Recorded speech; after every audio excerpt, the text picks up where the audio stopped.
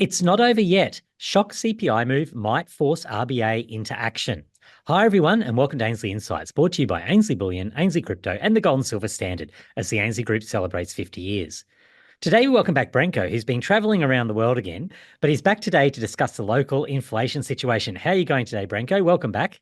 Yeah, thank you. Good. I was in Europe for a bit. The typical Australian, like when we got to travel for a long time. You know what I mean? We can't just, a Well, lot of guys you got to make it worthwhile, don't you, when you yeah, do it? like if you live in England, you can just go to like Spain for a weekend. But as an Australian, if you go to Europe, you got to spend, months there. So good to be back. But yeah, had a blast. No, well, great to have you back. Now, the article today, you jump straight into it, straight into the deep end on your return, looking at the Australian inflation situation. The shock number we got there, really above expectations and really putting a spin on everything. Yeah. How did CPI exceed expectations? Give us your overview of what happened then. Yeah. So I'll just do a quick number breakdown. So consumer prices rose 4% in May compared to this time last year.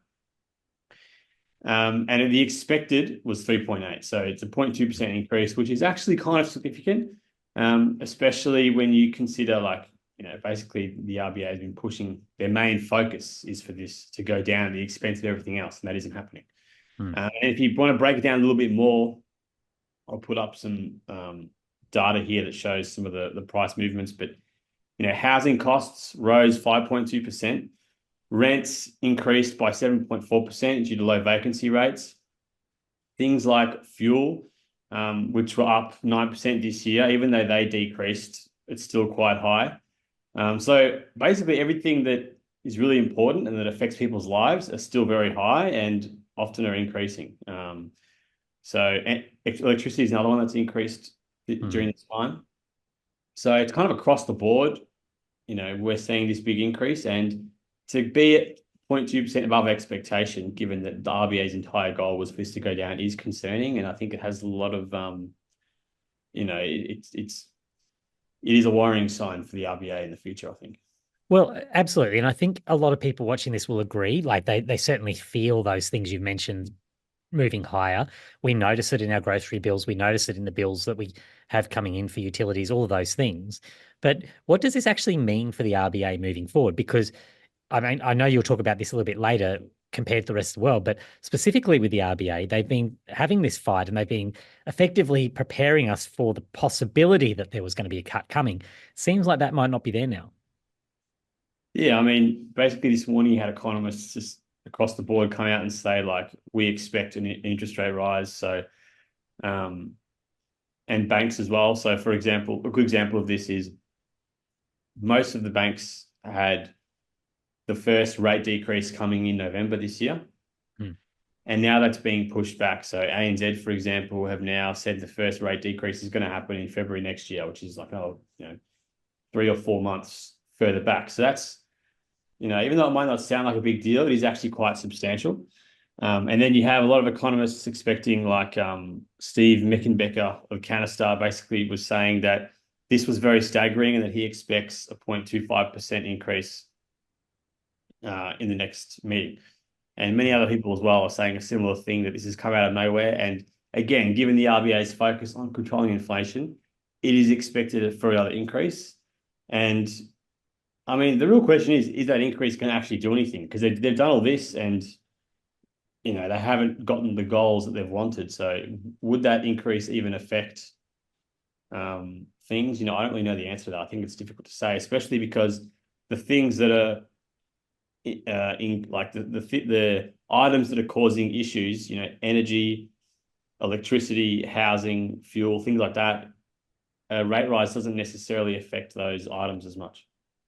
And it is a real challenge. I think, you've just been on a trip, right? Like you've been through Europe. You've seen how other countries are operating here. When you see that graph that you put in there today about Australia being the only nation in that sort of in those developed countries that has seen an increase in core inflation, that's actually quite concerning because everyone is expecting rates to fall across the globe, really. And if we're bucking that trend and we don't see it, I mean, you can see lots of flow on consequences from that, because ultimately we end up with a rate differential. We end up with Australia on a rate rising, was still on a rate rising path, because you're saying even if it pushes it back, if we end up with another rate rise in the middle of that, that has flow-on effects for this Aussie dollar. There's lots of consequences there. So why is Australia the only one, from your perspective? Yeah, I think there are two main reasons that differentiate us from the rest of the G10, G20 countries. And the first one is the rental crisis. Especially we've had rent prices have skyrocketed. Obviously, that affects inflation that way. So that's probably the big one. And then the second one, I think it's very underrated, is the oligopoly of our supermarkets, which is currently being investigated by the government for price gouging. That is actually quite significant because, unlike the rest of the world, we really only have two big players in the supermarket industry. And as the government's kind of discovering now this investigation, there was significant price gouging going on under the guise of inflation. They were saying like, oh, the price of eggs is now gone up 50% because of inflation. And then, both of the big supermarkets do it. And now eggs have gone up 50%. And that isn't necessarily as present in the rest of the world. And when I was traveling, you can kind of see that. I mean, obviously, given this, it's hard to compare directly with other countries because of wages and things like that. But even compared to like when I was in, UK, like Australian grocery prices are higher in general, which is and that's saying something, because the UK has been absolutely smashed with these high rates of inflation, right? They're probably the poster child for the worst of this. So it's quite concerning that you're coming back saying, well, even compared to that, when you look at Australian grocery prices, we're right up there. Yeah, and I think we're just really used to it, like this kind of, because we're just kind of used to the price gouging, and then to actually bring it back to the data, I think that it kind of shows that this inflation is it's going to be a bit sticky. So there's this thing called like trimmed mean inflation, which takes away like outliers. So for example, if the excise tax on tobacco goes up, right, and we see a big increase in tobacco, that will not be included in inflation data because it's like an extreme outlier. If it goes up 10% in the quarter. And that went up from 4.1 in April to 4.4% in May, which is, again, significant. And I think to bring it back to the supermarket prices are actually generally sticky in terms of like, they're not like transitory. It's not really going to change. We have seen that even since they're being investigated, right, the prices haven't gone down at all. And that's like kind of here to stay. And the trimmed mean measure of inflation shows that these prices that are currently here, stickier prices, are going up. And I think, again, that's what makes Australia unique, and probably why, as I'll put up in a sec, or we've already got now on the graph, why we are one of the only really developed country in the G10 that's seen an increase in core inflation. So when you're talking about all of that, I'm just thinking, trying to think this through. What does this mean for the average Australian?